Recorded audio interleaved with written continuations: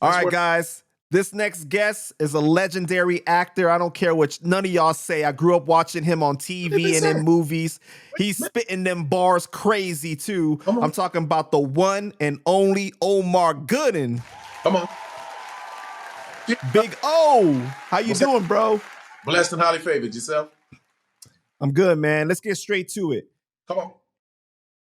In 2019, you released the album The Excuse, which was produced by the bro, Focus 3 Dots, right? I spoke to Focus yesterday, and he said it was a dope experience working with you, man. I interviewed him in the past, and he's a good dude. What was the experience like for you working with him? Well, first of all, I've known Focus for over 20 years. We grew up together, basically. You know, when he came to L.A., he met some cats. And then me and the crew, the homie, we all kind of linked up through mutual acquaintances, and we bonded over music. He used to work. He's been working for Dre for quite a long time, and I would tell this story about my battle rap history and my aggressive rap style, which I remember Focus battled me and the whole crew. He battled like my whole crew. He had it was him by himself, and it was me and like 4 other dudes, and he was tearing everybody up. What? And let him tell the story. Till Big O stepped in. No. But I mean, it was a mutual respect type of thing.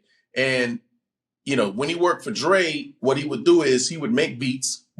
You know, any producer that works with Dre, they'll make beats and then they'll submit it to him. You know, like how about this beat? How about that beat? And then sometimes he would want to hear beats with some lyricism on it. You know what I mean? So we were the guys that would be in the studio with him.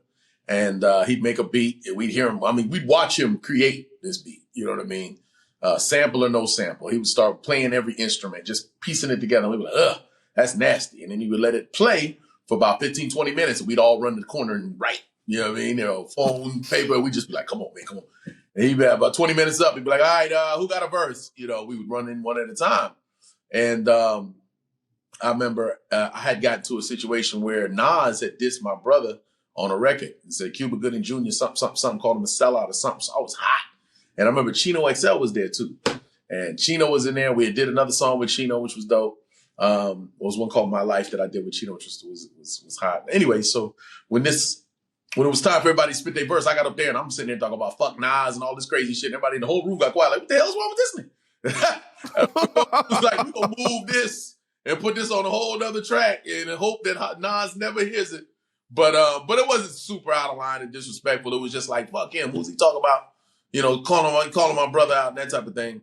But Focus and I have been locked in for years, man. You know, so in 2019, what happened was, you know, actually, let me tell the story correctly. So my father passed away in 2017. For those who don't know, my father was a legendary singer from the Main Ingredient. Everybody plays a fool sometimes. That was my daddy, right? So he had his musical career. It really peaked in the 70s, which is when I was born. Then when I was born, actually, he went to South Africa during apartheid, which was a big no-no for American artists. So when he came back, he was blacklisted and he had to start over in his career and so forth and so on, right? So he kind of was chasing it for the rest of his life, basically trying to get back on top. He had a couple hits here and there, a couple different deals and so forth and so on.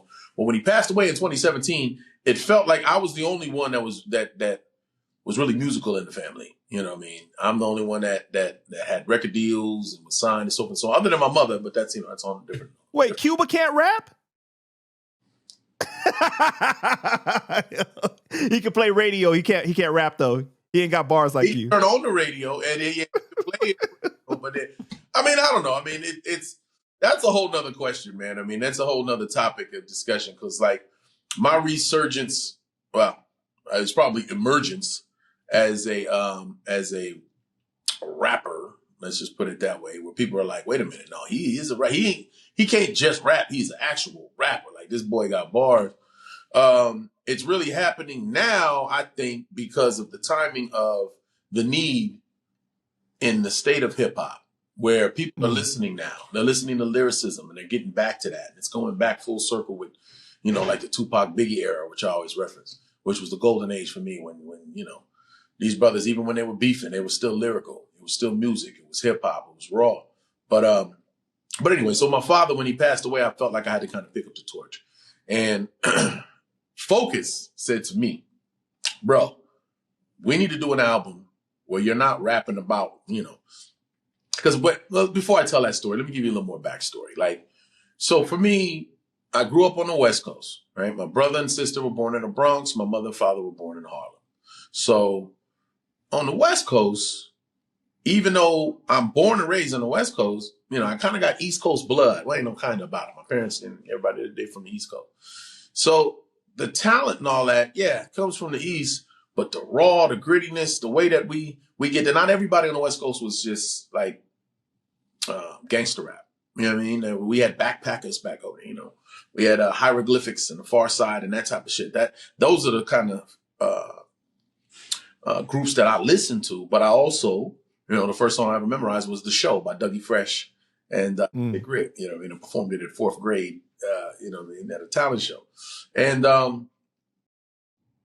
but the thing was, it was two different things. One, I kind of hid behind. I didn't want to tell people that I rapped when they knew I was an actor, right? So I was in the underground hip hop circuits, Budweiser, Superfest, and all that type of stuff, where I would compete with other cats. And, they just saw me as Big O. That's all they knew. You know what I mean? So I kind of used that moniker throughout my hip hop career, so to speak. And when I first put out an album, I put it out under Big O.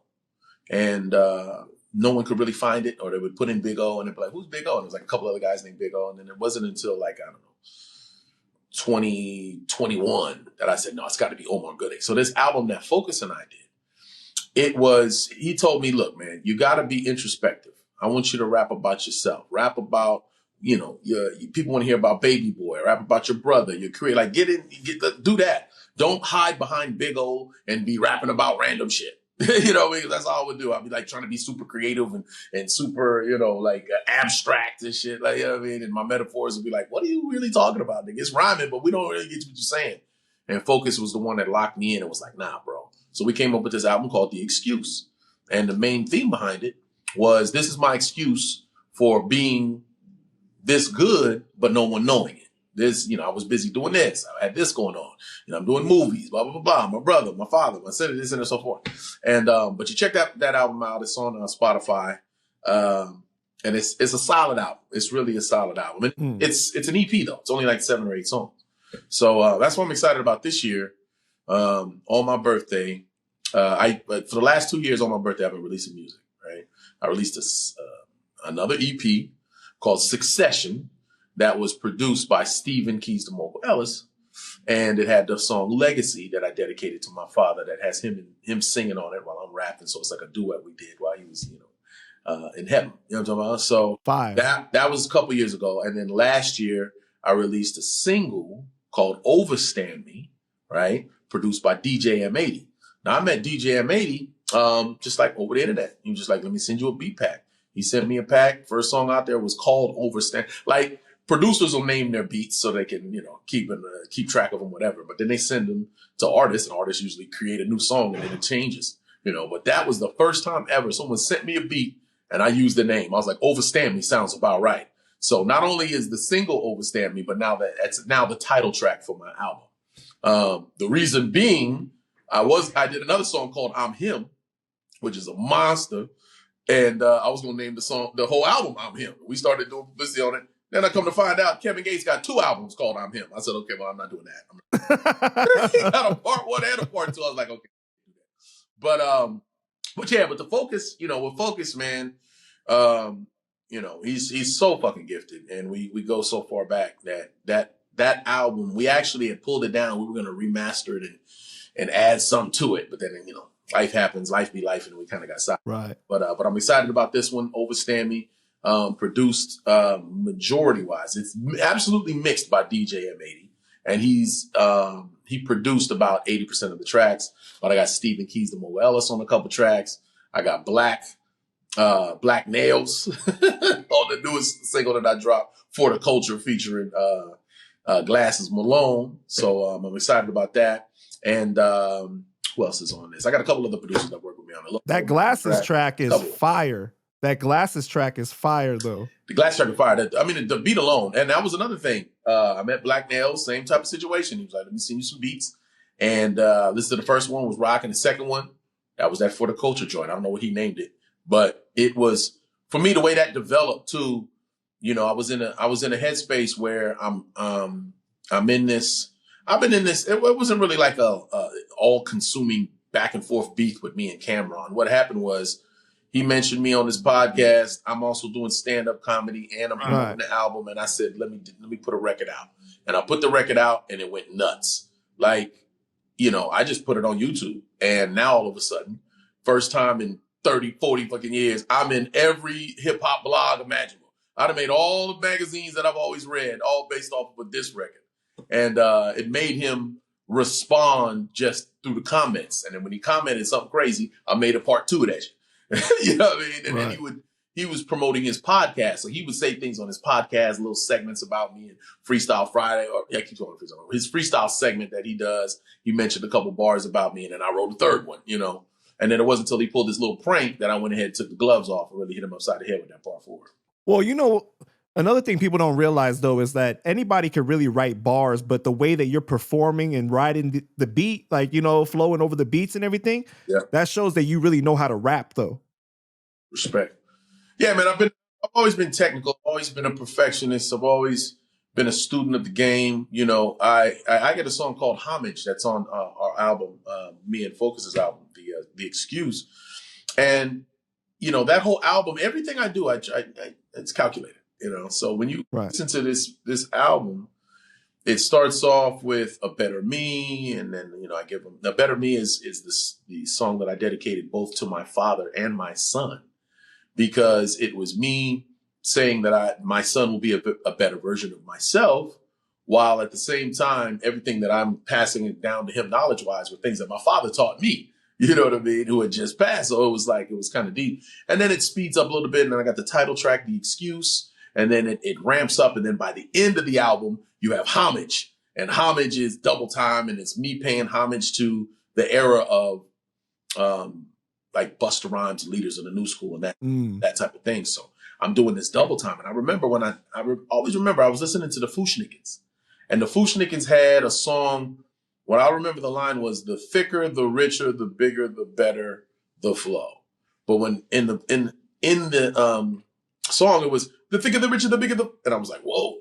And I remember I was able to follow along with it. And I realized that there are certain words you could say faster than other words.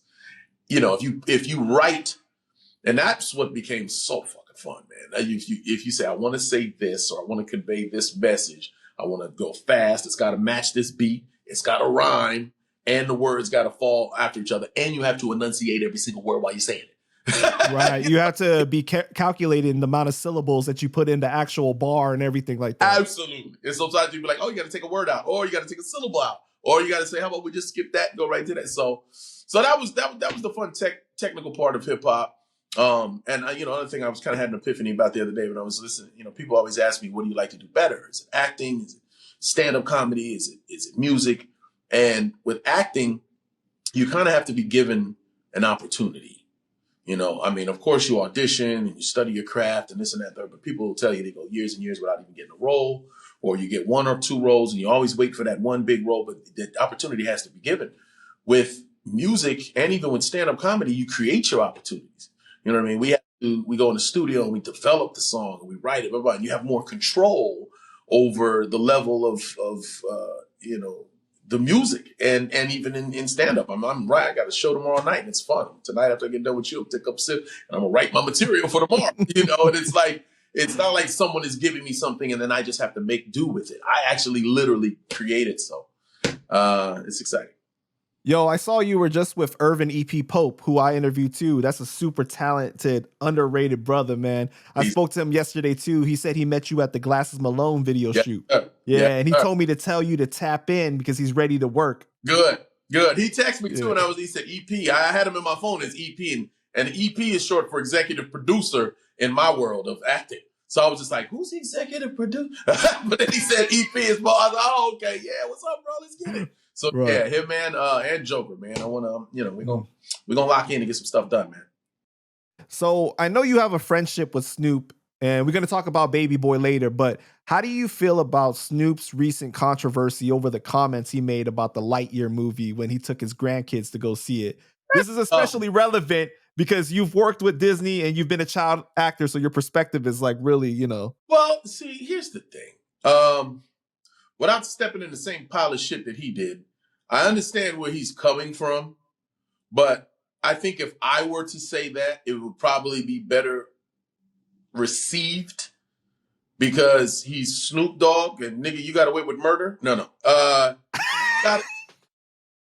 He's got a different track record, so it's kind of different. It's weirder for you to be talking about, oh, I got to cover my ear. How's my neck? It's like, brother, please. You know, well, okay. You know what I mean? So I get where there's controversy and the backlash. I mean, he's got a lot of, oh my goodness, you just was performing for Donald Trump and said you'd never do that shit. So, I mean, it's one thing after another with him.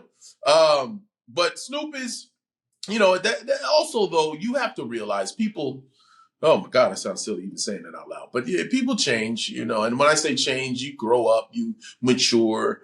That's not how I am now. I mean, I get an argument with my woman. I was like, yeah, well, what you used to do? She's like, hey, no. That ain't not what I do now. This was, we were young and blah, blah, blah. And I'm like, okay, I get it. So I think Snoop trying to be, you know, a different person, I guess you could say, or trying to mature. I think that's a better way to put it. And say, I think it's also hard because he's trying to explain it to kids versus like if you're having a conversation with an adult, it's easier to say things, okay, right? I want to get to the brass tactics. I was getting into the sensationalism of it. Like, why right. talk about that? What, nigga, you Snoop and you talk about that? What you did? Now, his exact point, I'm behind 100%. I have to say, I am behind it 100%. And different strokes for different folks. You are what you are. You do what you do. I don't judge any fucking body on any level, right? But I can absolutely relate to having kids ask you questions and they go, well, you know, I have 2 boys. I don't say I wish I had a girl, but it would be interesting to see that dynamic. I don't know she'd just be spoiled as far as I'm concerned. Boys, I got it. Calm down. I'm going to beat your ass. Like, I mean, you know, you have to be mindful that they have so many more what's the word I'm looking for? They got access to so much information now. You know what I mean? Like back in the day, we had one TV we'd all watch the same thing. One kid would tell a story about this or whatever. Now you go home, you talk crazy, you get your ass beat. Now it's so many feelings and emotions. And you can think about this, and they go on the internet and they find out stuff, and then they're teaching you about this. My son was telling me, "Hey, Dad, when the Bing Bang happened, what if there was a survivor?" And I was like, "What? And if God created this, then how?" But I was like, "Look, I'm not ready to have these conversations with you yet, son." You know, but I'm from the era where it's like, well, no, what color are you gonna have? Blue is for boys, pink is for girls. Like that's gone now. Everything is blurred and everything is different. And then, oh, you have a girlfriend? Ew, I don't like girls. Okay, you don't like boys either, do you? Well, I don't know. I'm just saying, if you are like, you know, it's tough when you're raising kids in this era with so much information that's being given to them. And the problem is, and this is what I go through with my kids. It's like, you know, what I hated when I was young because I was always ahead of my time. I felt smarter than all of the grownups around me. When the people say, because I said so. Or just do as I say, not as I do. And you wouldn't understand. And you're like developing. And you're like, no, just tell me. Make me understand. If you say because I said so, it's because you don't have the right answer. And that's not the truth. The truth is, if I tell you the right answer, it's too much for your little brain to have to even have to worry about right now. You go crazy trying to think of all of the things that could harm you in this world. It's better if you just listen to me and, and I'll tell you what to do to keep you safe. You understand me? So as you're raising kids and you're watching programming with them and they're, you know, now it's like, oh, he's right. 2 girls will start kissing. 2 guys will have a moment. You're going, what the hell? And the kid, you know, I think Snoop is overthinking it because kids don't care. They don't see color. They don't see race. They don't see this. They don't see that. They're just watching and going, whatever. And then when it's time to have that conversation, sure. You can have that conversation, but don't say, I don't know how to talk to my granddaughter when they watching this. They ain't watching what you watching. They don't see the problem, bro. So just don't worry about it. Right. I feel you. All right. How you feel about Cam beefing with Dame Dash? Hilarious. Cam is you know what? It's like, for me, the opportunity is great. You know, for me, all across the board, me and Cam, it's we were never friends. Not to say that we were not friends, you know, like I never liked him, not like that. I'm just saying we never had like, hey, I'll call you tomorrow, blah, blah, blah, blah. And then it's like, yo, what happened? So that seems to be happening a lot with him and the people around him that keep him and Jim Jones and then him and Dash and da-da-da. He's had friendships that are falling apart. Me and him, our thing was we were just a business partners. That's all it was. And then when I saw an opportunity, like, why are you mentioning me, bruh? First of all, if you're going to mention me, I worked with you and gave you an opportunity to work with me on some music. Like, I mean, I guess that opportunity, you know, obviously would have been more of an opportunity for me than for him. But when he heard my music, you know, he said, "Man, I was shocked." That's what he said then. So I'm not super surprised that he's not engaging in back and forth with me as far as pen and musically, because he wasn't even then, 10 some odd years ago, he was like, nah. Because rappers really, you know, it's a fragile thing. Like you build up this image, or you have this pocket, and then you have to live in that truth in that world. And if you get on a song with somebody and they outperform you, you've now gotten murdered by this person on your own song, right? So they're real picky at who they deal with. That's why. Wait, you think that you better than Cam at rapping? Say it again. You think you better than Cam at rapping? Oh, absolutely. But I should think I'm better than Cam. I mean, I think I should. You know, I think if you're an athlete and you're a performer, if you're in anything competitive, you should think you're the best. No, I don't think I'm the best, but I think I'm better than Cam. But let me be even more, because I know there's going to be a lot of sound bites and this will be all crazy tomorrow. But when I say I think I'm better than Cam, I think I'm better than Cam now. Yeah, sure. I mean, I don't think he's as good as he used to be. I think money and whatever has watered down his sense of competition and his hunger. You know, I had a brother tell me, he's like, you know what, I'm not going to say you're better than Cam, but I would say you're a hungrier rapper than him. Now, me personally, if I was able to give my all into hip hop, and I mean my all, like I don't have to do a podcast and then get ready for a comedy show tomorrow, and then I got to this play that we're doing, and I got a movie that we just signed on to, and I can just go write rhymes, sharp, just be ready. Somebody walk up, you got some bars? Absolutely. I got 100 in here just ready to go. Blah, blah, blah, blah, blah. If I could do that, I could probably be the best ever. If I had the capacity, the time, that's it, to do all that. But when I aim and I focus, it's over with. If you give me a beat and give me 20 minutes, I'll give you something to make you say, oh shit, you know, because I can close the doors and close everything on. But Cameron, I think, you know, he grew up in that. It was every day. He had to blah, blah, blah.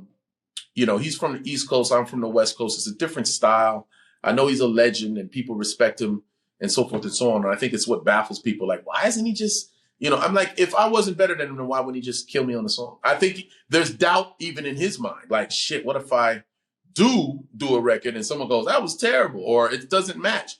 I think he doesn't believe in himself enough. I think if he did a record, all his fans would love it, no matter what he said. The things he's even saying at me on his podcast, I'm like, you can just make that rhyme and put that on a record, nigga, and that would be body right there. You know what I mean? I got your ass with the fake movie. Woo, woo, woo, woo, woo. And I'll be like, oh, you know, because even the freestyles he does for his show, I kind of go, okay, that's just me. I'm like, no, man, nigga, I want you to go back to the dude that challenged 50 Cent and Jay-Z and that. I want you to be that guy. And then that'll push me to be something else. Because like I evolved from the first diss record to the fourth diss record.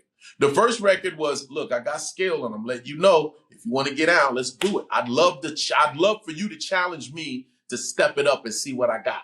And the second one, I went, oh, okay, he's laughing at me. He doesn't think it's funny. I mean, he thinks it's funny, so let me step it up a little bit more.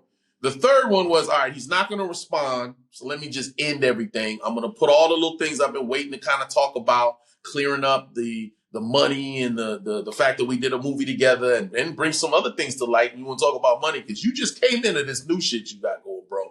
But you had some issues back in the day, and I was there for them, and I'm going to talk about that. And then we talk about it, and it's over with. And then he goes with the prank. And he just tries the humiliation with the stomach and the nipple, all that shit. And I should have been done for. But I said, fuck that.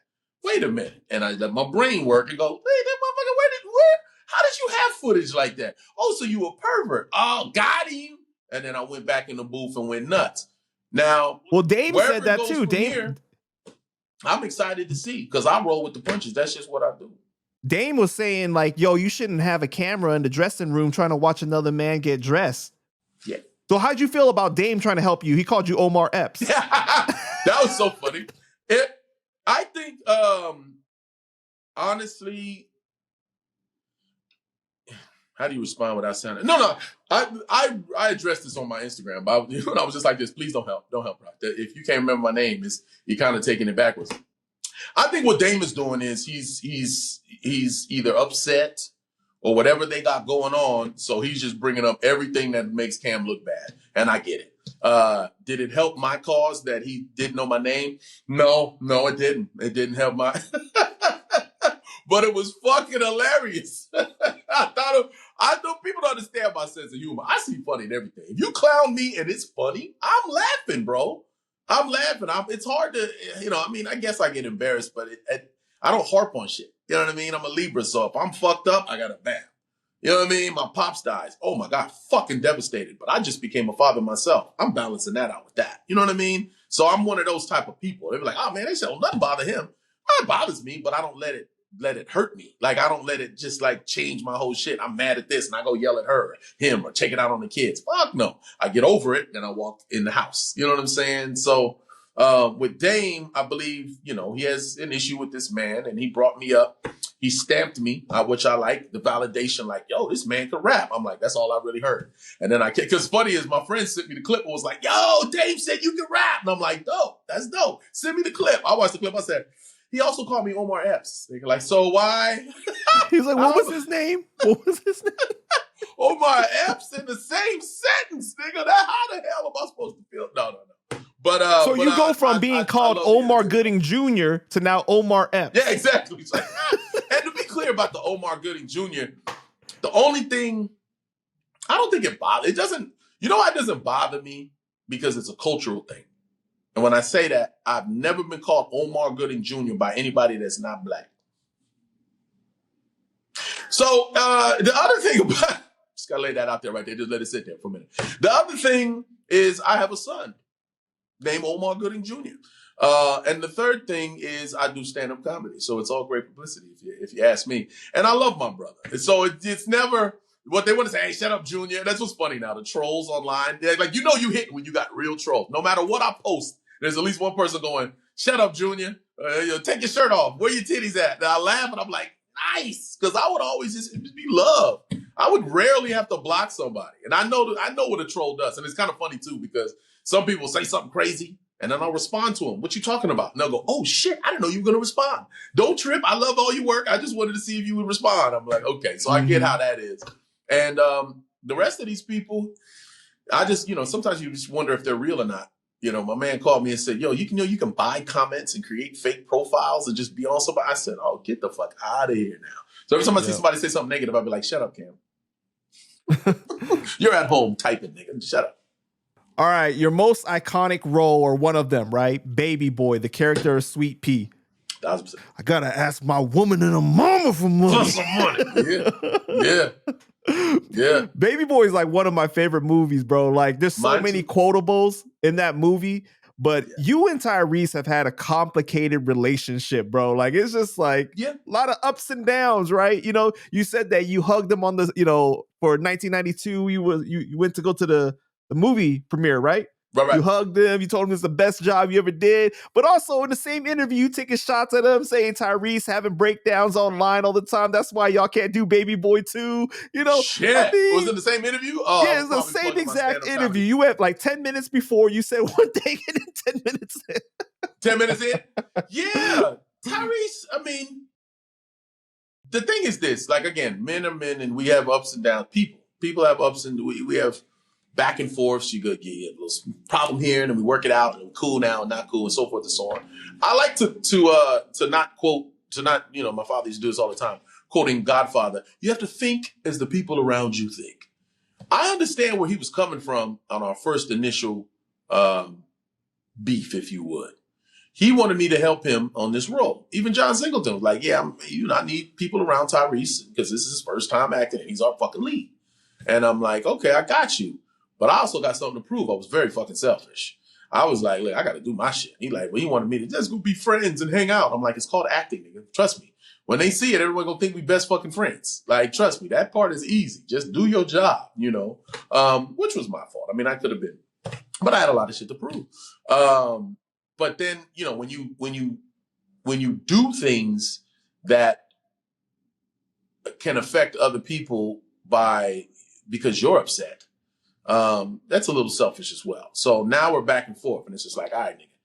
But I let you know, God handle shit like that. I don't have to be the one retaliating. You know, if I see the man going through a real life struggle now, I feel for him. When he was crying, I probably shouldn't talk about that shit. I mean, I can be honest and vulnerable for a moment here. It's wrong of me to talk about the man crying if he just said he lost people.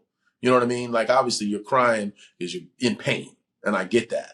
I bring it up and try to make light of it so we all laugh about it. When I even do it in my stand-up, and I'm like, you can't trust, he be crying in every 5 minutes, and everyone laughs. But it's not like we're pointing fingers at his pain. It's just black people, it's what we do. Somebody, you fall down, you laugh. How we laughing at you? Okay, we don't think we don't wish harm on you, brother, but we laughing. And a lot of this is just entertainment, and that's all people should take it. Huh? You laughed at your own brother in radio when he fell down. Damn right. I thought it was the funniest shit ever. Me and my sister laughed so much. And we looked over at my mom. My mom couldn't watch it. She was huffing her cup face like, yeah, that's my baby. And we like, baby, she is acting. That nigga is fine. He's sitting right there. Look at his teeth. He's fine.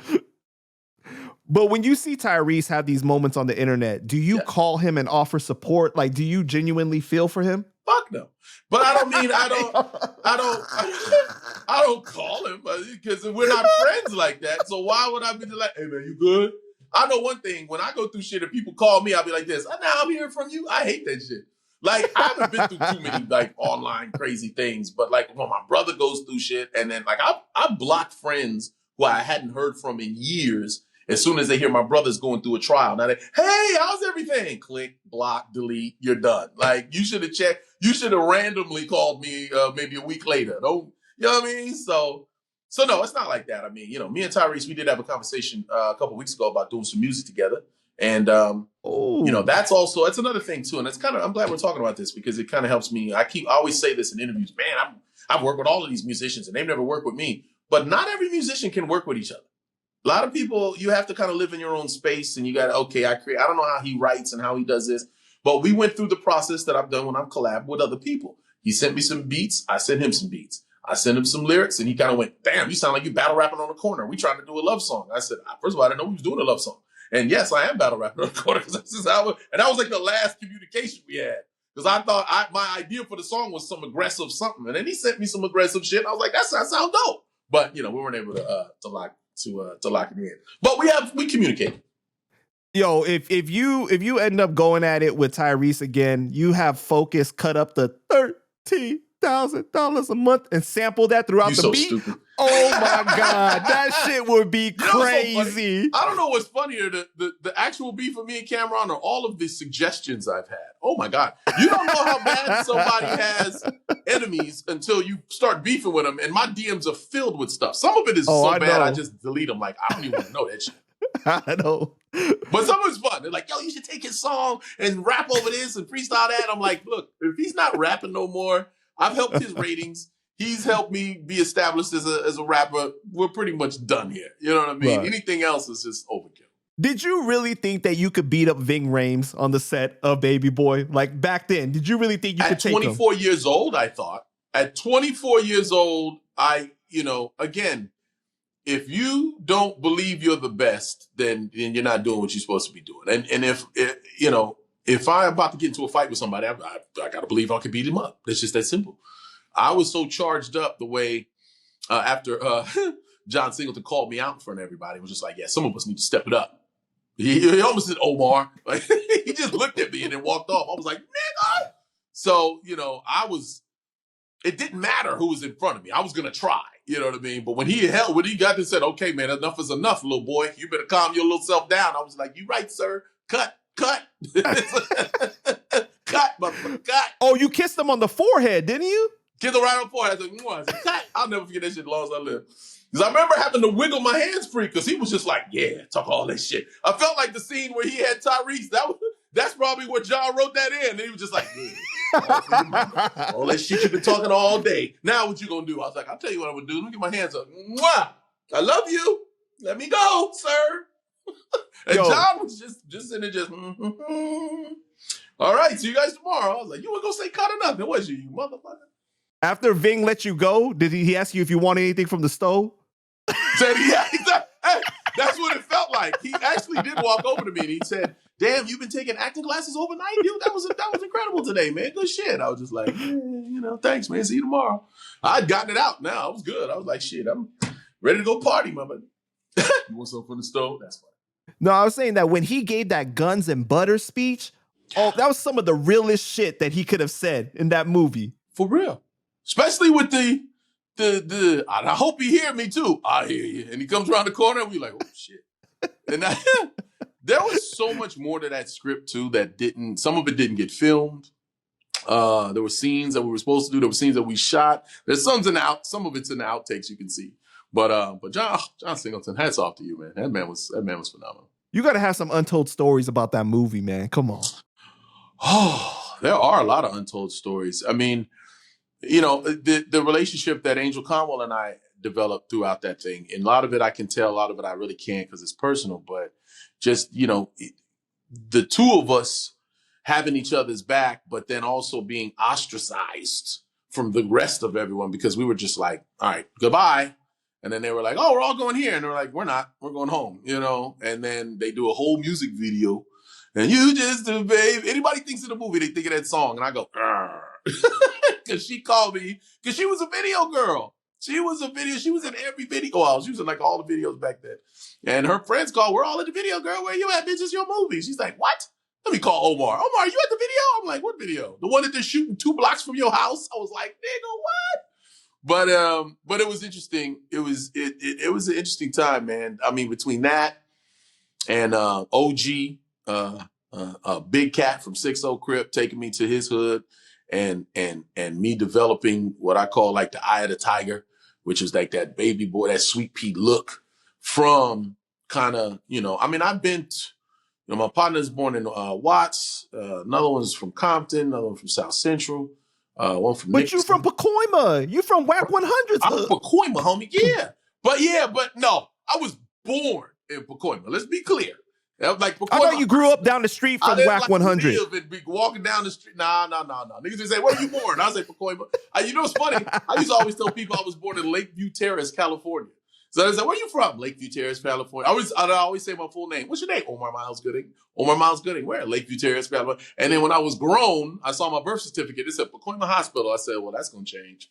It depends on who asks. Depends on who. Where you from, homie? Pacoima, nigga. Oh, okay. Where you from? Lakeview Terrace, actually. I was born in and they're like right next to each other. It just makes for a good story. Man, if you say Lakeview Terrace, they just gonna think about what's his name? The movie. You know what I'm talking about? It sounds Samuel Jackson's role. Yeah, I'm like in certain circles, Lakeview Terrace sounds like, oh, you was born in money. Like, no, my mom had to go to the hospital. They didn't give her no epidural. 13 hours of labor. That's what I heard over and over again for 40 years straight. So on November 9th, 2002, your friend Merlin Santana was murdered in a crazy plot, right? I've seen you talk about your relationship with him, but you seemed like you held back a little bit. Like the way you described it was like he was out there, you tried, but you didn't really go into detail. We don't have enough time to go into this. I can try. Merlin was a friend. He definitely was a friend. He wasn't just an associate. He did Hang with Mr. Cooper.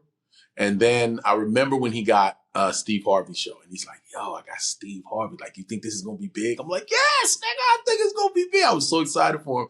And I'd go to set with him a bunch of times. And, he was a likable guy. He had another side to him that was a little more personal. He just was a little out there. And I would have to keep trying to reel him in type of thing. He had his things, and with me, if I fuck with you, I fuck with you. But if you are choosing another path, then that's it. Good luck. I'm not going to judge, but you do that and I'll be over here, bro. So I wasn't nowhere around or near him when he died. And I felt bad because he would always kind of ask me, what do you think of this? What do you think? Like when he got into the damn shootout at fucking Fat Burgers. And I was just like, what in the hell's going on with you, bro? But again, it was from a peer, not more of a big brother type of thing. It's just that I was from out here and he was from New York. And we got into some fights together too. I mean, well, damn, I never told this story, but we're out of time. Oh, reconnecting. Oh, would you look at that? Would you look? What? Can you hear me? What? Do you see? It's saying reconnected. You see? Yeah. Oh, you see him? Just keep talking to this. No, I see you still good. But no, it's deep. We should do a part 2, and we'll talk about Merlin, man. Merlin, it was definitely a tragedy, bro. But sadly, everybody that you ask about him will say the same thing. Like, were you shocked? And it was like, at the violent nature of it, a little. But it was more so, I felt like I let him down because I was like, damn, bro, you should have just, when you really saw him going down there, and da-da-da-da, because that was a friend.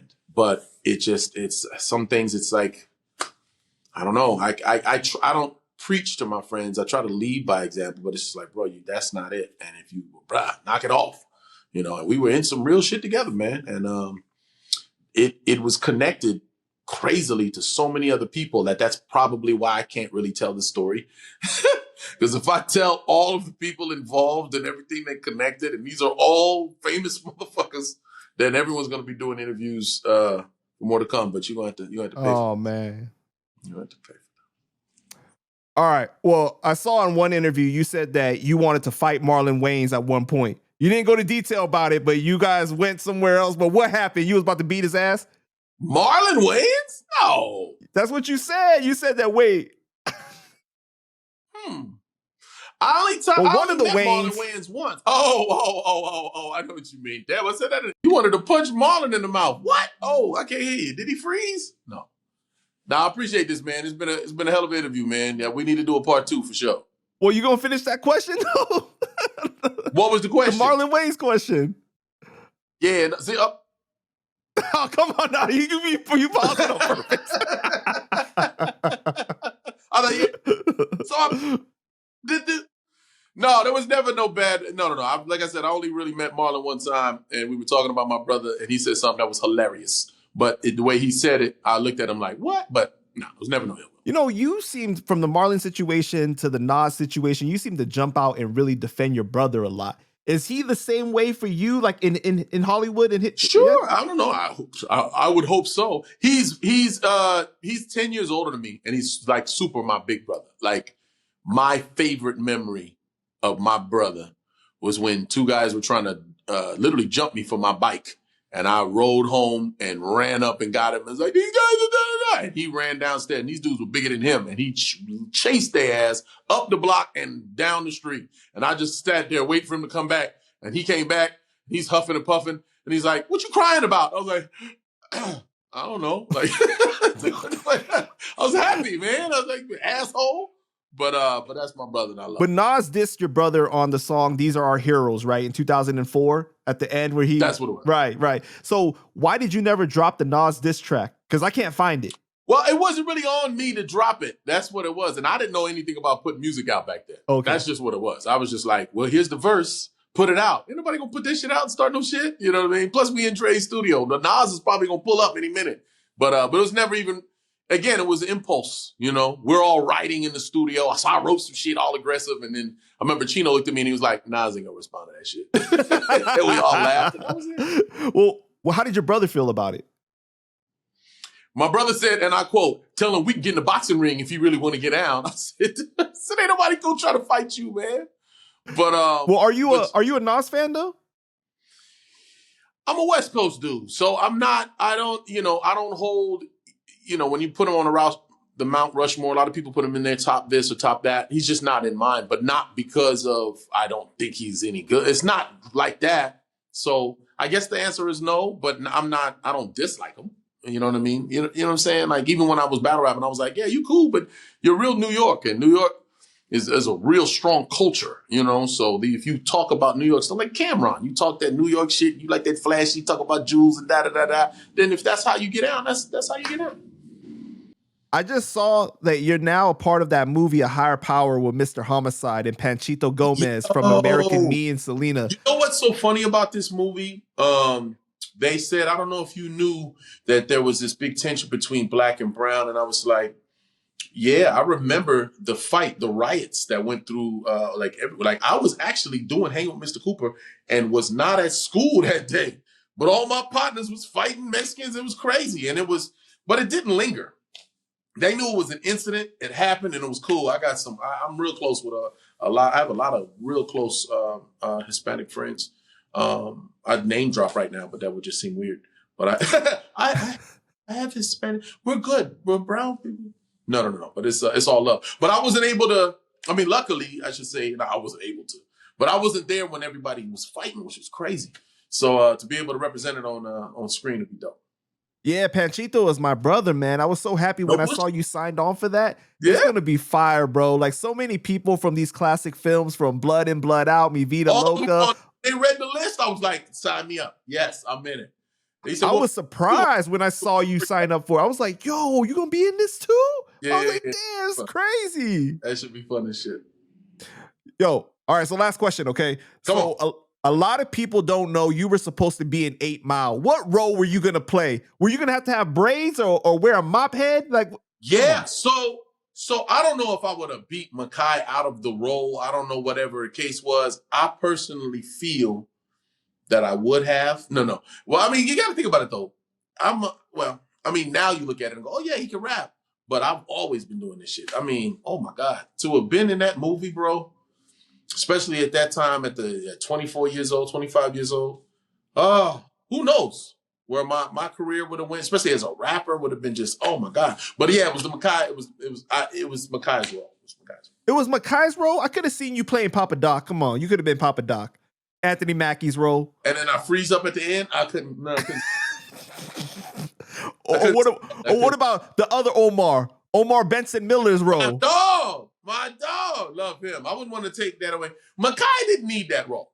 I would have took Makai's role. He'd have been fine. He was paid in full. He did every other, he's had a great career. He would have been all right without that one. Have you ever had braids? Have you ever had long hair? I've had, I did this series called Playmakers. Oh, that's right. Rolls. Yeah. That shit was hard. And it's funny, when John called me about Baby Boy, I said, do you want me to shave my head or do you think I should have like braids? And he said, shave your head. And I said, good, because that's exactly what I did already. So if you said grow it out, or if you would have said braids, I would have just let it grow from here. But right when I read the script, I was like, this dude's bald. It shaved my shit, threw on the tank top. It already looked like I dropped 10 pounds. Is that something that you regret not being able to be in that movie, though? Which one? Oh, 8 Mile? Hell yeah. Yeah. I mean, it wasn't because of Baby Boy. It was because I was a television actor. Well, I've always been a television actor. So being a television actor, you always have to look at the next role coming. You know what I mean? So I booked a TV series that put me on hold for like 2 years, and that was it. And the cold thing was we didn't even film the fucking TV series. They paid me for it, but I never. It was called The Misadventures of Fiona Plum. I was supposed to be a warlock with a bald head and all this shit was weird. It was oh my God, it would have been hilarious. There's a reason why they didn't film it. What the fuck is it? What's the say the name again? No. But yeah, I mean, yeah, I definitely regret not being able to do it, but we'll see. God's plan. But the other fucked up thing was that you were supposed to be in Antwone Fisher with Denzel. Who are you supposed to be in Antwone? Supposed to be. It's that they called me to at least. You would have got it. You know what I mean? I would. Ooh, and Antwone Fisher, man. But I never met Denzel Washington ever. But I was at the Magnificent. I think it was Magnificent 7 or something. Fights, and it was like 7 championship fights, all in Atlantic City. And me and my father were there. And we were walking to the ring, and I saw Denzel. I said, "Look, it's Denzel!" And we caught eyes, and he did this, and he shook his finger like, "You bad motherfucker." I was like, and that's it. I didn't go see him. I didn't go, "Hey," it wasn't super social media where it's like, "We gotta go take a picture." But I was like, okay, I'm on his radar, but it's on my bucket list. Wait. He did the Denzel like training day look? He looked at me and he just kind of went like, yeah, man, I see you. And I was like, yo, respect. And I was like, but that's my favorite actor of all time. So we'll wait until God full circles that moment for me. You were supposed to be on the Antwone role? I don't know. I just know that my agent said they called for you. And we just want to let you know that the phones are ringing, but because you're under this contract, you can't do it. And I was just like, don't tell me. I don't need to know that. I don't need to know that. That and the 8 Mile. And I said, well, what else? Who else called? And they were like, well, Eminem has a movie. And I was like, stop. I don't want to hear no more. So who knows what opportunities I missed because I was locked down on that thing TV show. And that's how TV does. I mean, I wouldn't even kind of been able to do this. I literally would not been able to have this back and forth with Cameron if I was still under this contract that I had just recently signed with Disney, because they had all these clauses about being a Disney person. And you can't do this, you can't do that. I had to take stuff down off the internet and all type of stuff. I was like, ugh. But I was, I was committed to doing it, but God had other plans, so it is what it is. All right, Omar. I appreciate you, brother. I just want to thank you for your time, man. Is there anything else you want to say to the people before we go ahead and wrap it up? Because I ain't done, and I got a whole lot of stuff to give y'all, man. And look out for my album, October 17th. It's a well-rounded album. It's not full of just diss records, I promise you. It's a couple of diss records, but that's not just it. And look out for DJ M80 and Stephen Keys, the Mogul Ellis, and of course, my man, Big Focus, man. We got a lot of work to do.